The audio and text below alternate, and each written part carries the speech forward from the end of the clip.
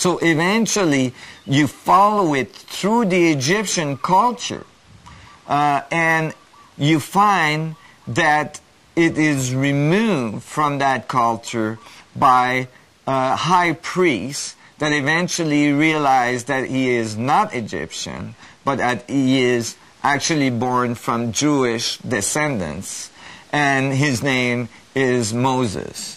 And he, revolts against the Pharaoh of the time. Everybody knows the story about the battles of manifestation that goes on. Frogs are falling from the sky. He throws his staff down and changes it into a snake and all these things.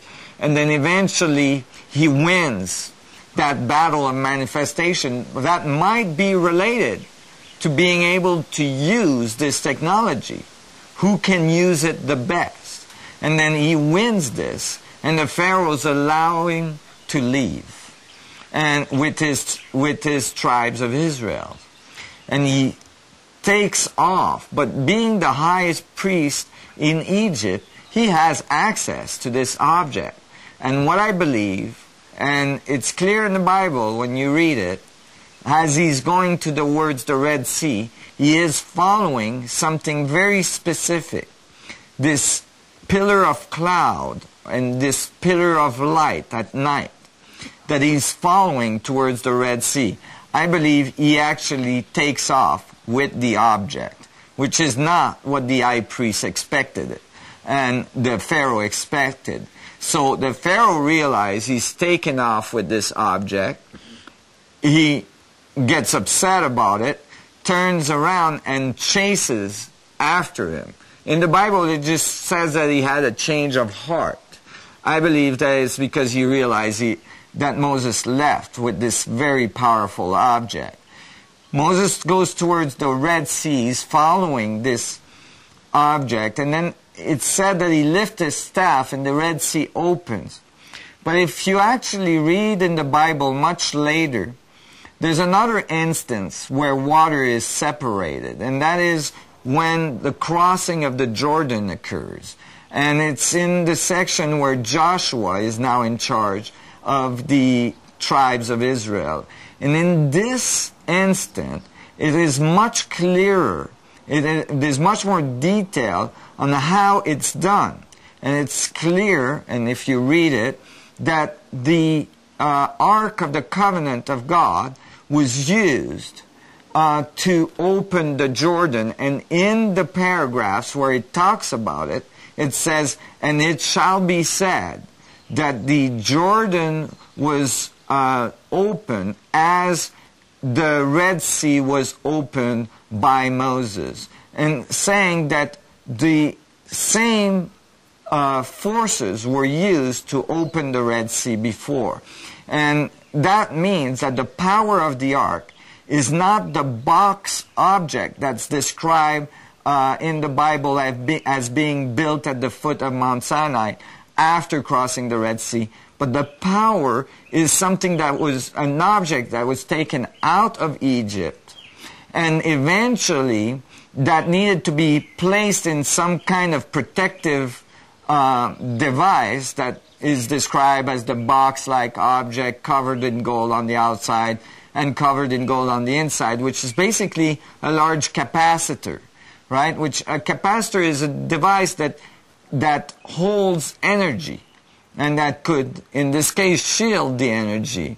And so it was most appropriate if they were going to travel in the desert that they built as fast as possible some kind of device to carry this object around. And so there's a split there that happens. There's a misunderstanding there that happens. The power of the ark is one object, and the ark itself is another.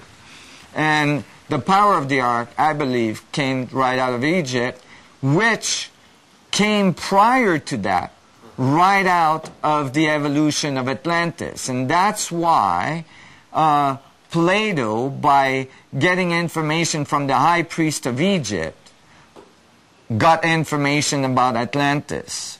And so that these objects that probably were commonplace in Atlantis.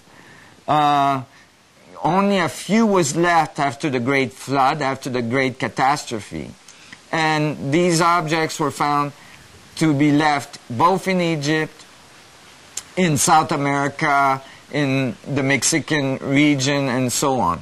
And so eventually Moses brings it through the desert, and it takes them 40 years to go through a desert that Bedouins, well-routed terrain, was well known to have only taken 6 months to 7 months at the most to cross. And why is it that it's taking so long? Well, when you read the Bible and you read biblical texts and rabbinic texts and, all sorts of different levels of information, it's clear that the ark is what's leading the tribes of Israel. And it's well documented in those texts that the ark would lift on its own and take off. And the tribes of Israel would follow it. And then eventually it would settle somewhere, and it could stay there for years. And they would wait for the ark to lift again and move again. And so they were following this object through the desert. And every time it would settle somewhere, they would build the tabernacle tents around it, and they would build a fence around that to keep the uninitiates away from it, because there was many mishaps with this object where people would touch it and die and get electrocuted. It was said that the fire of God would kill them, and so on.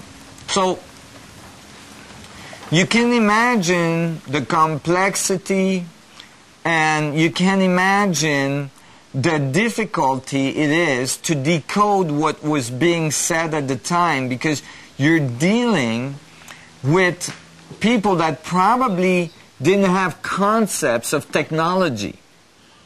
So they saw this object as some kind of power, some kind of God. And that, complexifies the decoding of this information. For instance, they called the Ark of the Covenant of God. If you look up where the word God came from for the translation of the Bible text, it came from the Greek word, the tetragrammaton. And the tetragrammaton has very specific sets of information attached to it that has to do with Kabbalistic traditions, Kabbalistic texts, which was actual oral traditions until, the first century, that were passed from high initiate to another, and were never supposed to be written down, was never supposed to be become popular knowledge, and described the whole cosmology of the geometry of space, attached to a very specific geometry called the Kabbalistic tree, which I eventually decoded to show that it relates directly to the 64 tetrahedral grid of the structure of the vacuum, said to be centered by a crown of infinite density, the singularity. I mean, it's all there, but it's described in terms of a society that wouldn't have technical knowledge, that would describe it in the best they could with what they had at the time. And that's where the difficulty comes from, because typically all this information and all these texts are interpreted either as elaborations of people with too much imagination, or great philosophy from religious beliefs and so on, but never as actual technical, physical knowledge that could transform our society. And that has been completely missed. And that is what my work is bringing forth, showing that, this information has a base in science, has a base in physics, and it can lead us to being able to reproduce this technology and transform our society to bring us back to a much higher level of technological advancements and evolution, but this time with the evolution of 5,000 years of maturity that we have gained. I think this is